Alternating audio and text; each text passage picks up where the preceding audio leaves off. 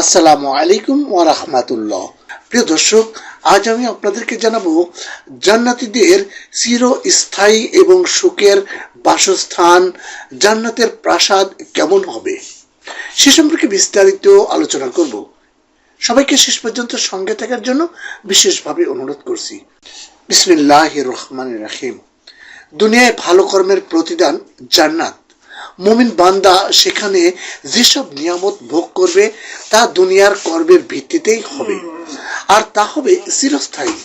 পবিত্র কোরআনের বহু আয়াতে মহান আল্লাহ তাআলা তার ঈমানদার বান্দাদের জান্নাত দানের ঘোষণা দিয়েছেন, যেখানে দুঃখ কষ্ট বলতে কিছুই থাকবে না, যেখানকার নিয়ামতগুলো কল্পনার চেয়েও সুন্দর হবে। পবিত্র কোরআনে অনিন্দ সুখের জান্নাতকে মুমিনদের মহা সফলতা বলে অভিহিত করা হয়েছে।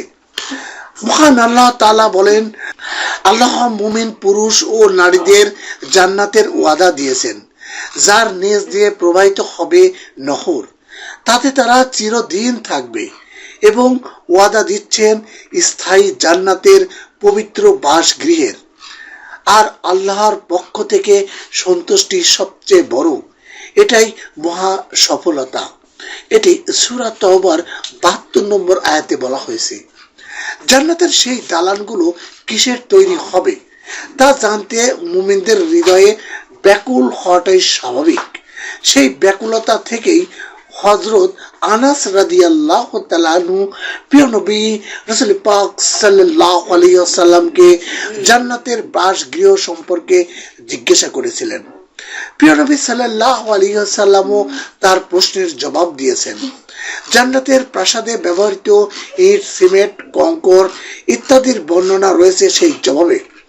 আবু হুরায়রা রাদিয়াল্লাহু তাআলা আনহু বলেন, আমরা বললাম, হে আল্লাহর রাসূল সাল্লাল্লাহু আলাইহি ওয়াসাল্লাম, আমাদের কি হলো যে আমরা আপনার কাছে থাকা অবস্থায় আমাদের অন্তর খুবই নরম হয়ে যায়, আমরা দুনিয়ার প্রতি উদাসীন হয়ে যাই এবং নিজেদের পরকালবাসীদের অন্তর্ভুক্ত মনে করতে থাকি। তারপর আপনার কাছ থেকে সরে গিয়ে পরিবার পরিজনের কাছে ফিরে গিয়ে পার্থিব কাজে জড়িয়ে পড়ি এবং সন্তানাদির সুগন্ধি পেতে থাকি। তখন আমাদের অবস্থা সম্পূর্ণ উল্টো হয়ে যায়। রাসূল পাক সাল্লাল্লাহু আলাইহি ওয়াসাল্লাম বললেন, তোমরা যে অবস্থায় আমার কাছ থেকে বেরিয়ে যাও, সব সময় যদি সেই অবস্থায় থাকতে, তাহলে ফেরেশতারা তোমাদের বাড়িতে গিয়ে তোমাদের সঙ্গে সাক্ষাৎ করত, আর তোমরা অপরাধ না করলে আল্লাহ নতুন প্রাণী সৃষ্টি করতেন, যাতে তারা অপরাধ করে আর তিনি তাদের ক্ষমা করেন। আবু হুরায়রা রাদিয়াল্লাহু তাআলা আনহু বলেন, আমি প্রশ্ন করলাম, হে আল্লাহর রাসূল সাল্লাল্লাহু আলাইহি ওয়াসাল্লাম, কি দিয়ে প্রাণী সৃষ্টি করা হয়েছে? তিনি বললেন, পানি দিয়ে। আমি আবার জিজ্ঞেস করলাম, কি দিয়ে জান্নাত তৈরি করা হয়েছে? তিনি বলেন, সোনা রূপার ইট দিয়ে। একটি রূপার ইট, তারপর একটি সোনার ইট, এভাবে গাঁথা হয়েছে। এর গাঁথনির উপকরণ হলো চুন সুরকি সিমেন্টের পরিবর্তে সুগন্ধি মৃগনাভি এবং কঙ্কর সমূহ মণিমুক্তার ও মাটি হলো জাফরান। জান্নাতে প্রবেশকারী লোক অত্যন্ত সুখ স্বাচ্ছন্দ্যে থাকবে, কোনো দুঃখ কষ্ট ও অভাব অনটন তাকে স্পর্শ করবে না। সে অনন্তকাল এতে অবস্থান করবে আর মৃত্যুবরণ করবে না। না তার পরনের পোশাক পুরনো হবে আর না তার যৌবনকাল শেষ হবে। তিনি পুনরায় বলেন, 3 ব্যক্তির দোয়া ফিরিয়ে দেওয়া হয় না: ন্যায়পরায়ণ শাসকের দোয়া, রোজাদারের ইফতারের সময়কালীন দোয়া এবং মজলুমের দোয়া। আল্লাহ তাআলা মজলুমের দোয়াকে মেঘমালার উপর তুলে নেন, তার জন্য আকাশের দরজাগুলো উন্মুক্ত হয়ে যায় এবং আল্লাহ তাআলা বলেন, আমার ইজ্জত ও সম্মানের শপথ, কিছু দেরিতে হলেও আমি তোমাকে সাহায্য করব। এটি তিরমিজি শরীফের হাদিস।